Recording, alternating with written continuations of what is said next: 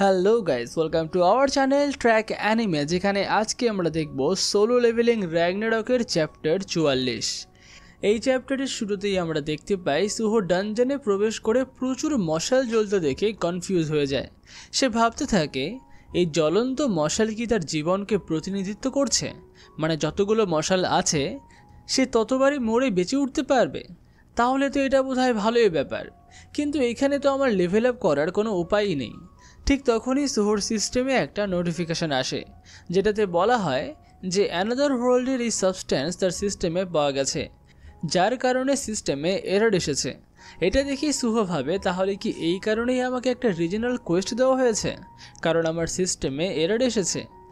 ঠিক তখনই তার কাছে আরেকটি নোটিফিকেশান আসে, যেটাতে বলা হয় তোমাকে এখানে তোমার বাকি জীবন দিয়ে দরজার পেছনের শত্রুকে হারাতে হবে, আর যতক্ষণ না তুমি তোমার অ্যাডভেঞ্চার কোয়েস্টটি সম্পূর্ণ করছো ততক্ষণ তুমি এই ডানজান থেকে বের হতে পারবে না।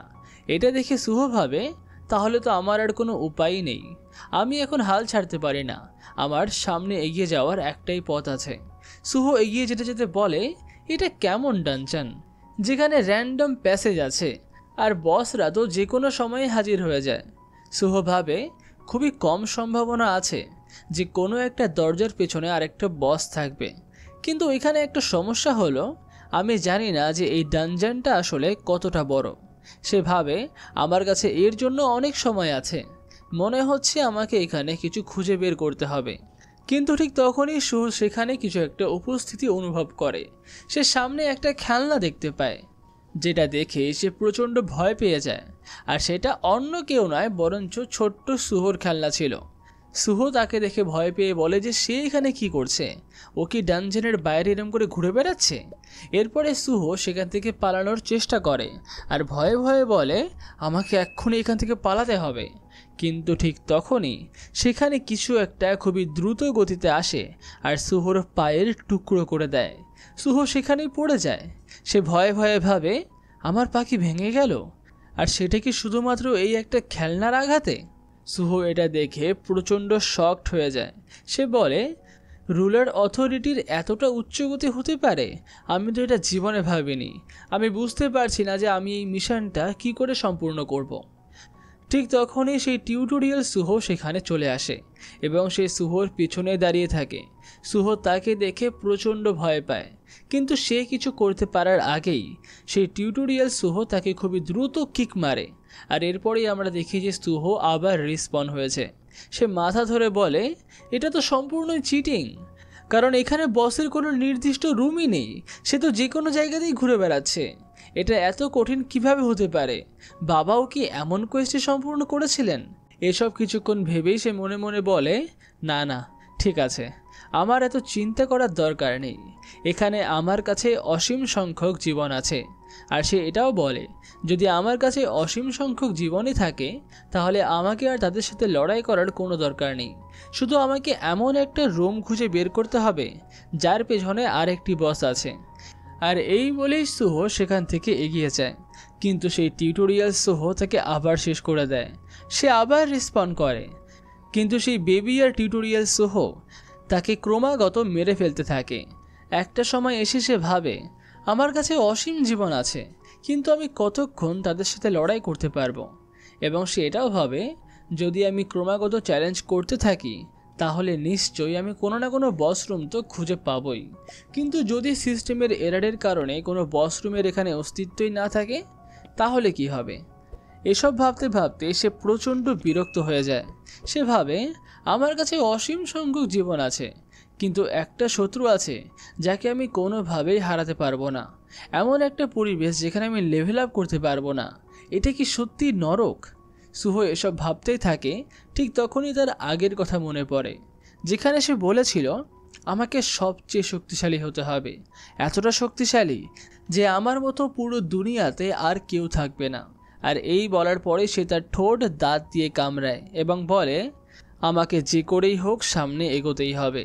আর এরপরেই সুহো রক্ত দিয়ে মাটিতে কিছু আঁকতে শুরু করে আর বলতে থাকে যদি এই ডানজান সত্যি এমন একটা ভুল ভুলাইয়া হয় যেখানে কোনো সোজা পথ নেই, তাহলে আমি মরতে মরতেও আমার পথ বানাবো, আর এই মুহূর্তে আমি যা কিছু করতে পারি আমি ততটাই করব। এরপরেই দৃশ্য পরিবর্তন হয়। আমরা অন্যদিকে দেখি যেখানে হান্টার অ্যাসোসিয়েশন ঘোষণা করছে যে স্টারডাস্টের ব্যবহার নিষিদ্ধ করা হয়েছে, কারণ হান্টার অ্যাসোসিয়েশন মনে করেছিল যে স্টারডাস্টের কোনো সাইড এফেক্ট নেই। কিন্তু এখন জানা গেছে যে স্টারডাস্ট ব্যবহার করার পর সেই হান্টারের মেমোরি চলে যায়। আর এই সব কিছুই এখন নিউজে বলা হচ্ছে যে এই সব কিছুর পেছনে গ্রিম রিপার গিল্ডের ভাইস গিল্ড লিডার ছিল, যে স্টারডাস্ট ডিস্ট্রিবিউট করছিল। আর আজ সকালে লি মিনসাংয়ের দেহ একটা পাহাড়ে পড়ে থাকা অবস্থায় পাওয়া গেছে। এটা শুনে লোকেরা প্রচণ্ড হতবাক হয়ে যায়। তারা ভাবে একজন সেলিব্রিটি, যাকে হান্টারদের হিরো হিসেবে জানা হতো, সে এত বড় অপরাধ করতে পারে। এরপরে দৃশ্য পরিবর্তন হয়। আমরা দেখি এস র্যাঙ্কের হান্টার লিম টেগোকে, যে বলছে এই সব ভুলই আমার। যদি আমি লি মিনসাংকে আগেই থামিয়ে দিতাম তাহলে হয়তো এমন কিছুই হতো না। ঠিক তখনই আমরা হান্টার অ্যাসোসিয়েশনের চেয়ারম্যান ইয়ো জিনচুলকে দেখতে পাই, যে লিম টেগোকে বলে, লিম টেগো, নিজেকে এত বেশি দোষারোপ করা বন্ধ করো। তখন লিম টেগো বলে, এর বাইরে আরেকটা জিনিস আমাকে খুবই বিরক্ত করছে। যখন আমি লি মিনসাংকে প্রথম দেখি তখন সে আমার কাছে নর্মাল মনে হয়নি, কিন্তু তার কাছে এমন কোনো স্কিল নেই যার কারণে তার চেহারা এত দ্রুত বদলাতে পারে। তখনই চই বলে, এটা কি স্টারডাস্টের এফেক্টের কারণে হতে পারে? লিম টেগো বলে, আমি জানি না, কিন্তু এটা হতেও পারে। তবে সেখানে কিন্তু আরও একটা হান্টার ছিল, যে ব্ল্যাক মাস্ক পরে লি মিনসাংয়ের সাথে লড়াই করছিল। তখন চই বলে, হ্যাঁ, সম্ভবত সেই তাকে মেরে ফেলেছে। এদিকে ইয়োজিনচুল ভাবে, একটা হান্টার, তাও আবার ব্ল্যাক মাস্ক পরে। তখনই চই বলে, জানা গেছে যে এই মাইনিং টিমের সদস্য অনেকদিন ধরেই নিখোঁজ। তখন সে তার পাশ থেকে একটা ফটো বের করে, যেটা অন্য কেউ নয় বরঞ্চ সু হয়েছিল, আর সে একটা ডি র্যাঙ্কের হান্টার। চই এখানে এও বলে যে সম্ভবত সে কোনো ফ্রড, সে ভুল রেজিস্ট্রেশন করিয়েছে। তখনই আমরা এদিকে একজনকে দেখি যে বলছে, আমি কি ওর ছবিটা দেখতে পারি? আর সেটা অন্য কেউ নয় বরঞ্চ হয় সেই অ্যাপোস্টাইল। তখনই চই বলে, হ্যাঁ অবশ্যই, কারণ তুমিও তো এতে জড়িত ছিলে। তখনই অ্যাপোস্টাইল সেই ছবিটি তুলে দেখে। অন্যদিকে আমরা দেখতে পাই যে জিনচুল ভাবছে এই ব্ল্যাক মাস্ক পরা হান্টারটি সুহোর হওয়ার সম্ভাবনাই অনেক বেশি, কিন্তু সে নিখোঁজ হতে পারে কিভাবে? সুহো আসলে করছেটা কি? আমি আশা করি সে ঠিক আছে। অন্যদিকে অ্যাপোস্টাইল তো এখন সুহোর ছবি দেখতে দেখতেই হাসতে থাকে। এরপরে দৃশ্য পরিবর্তন হয়।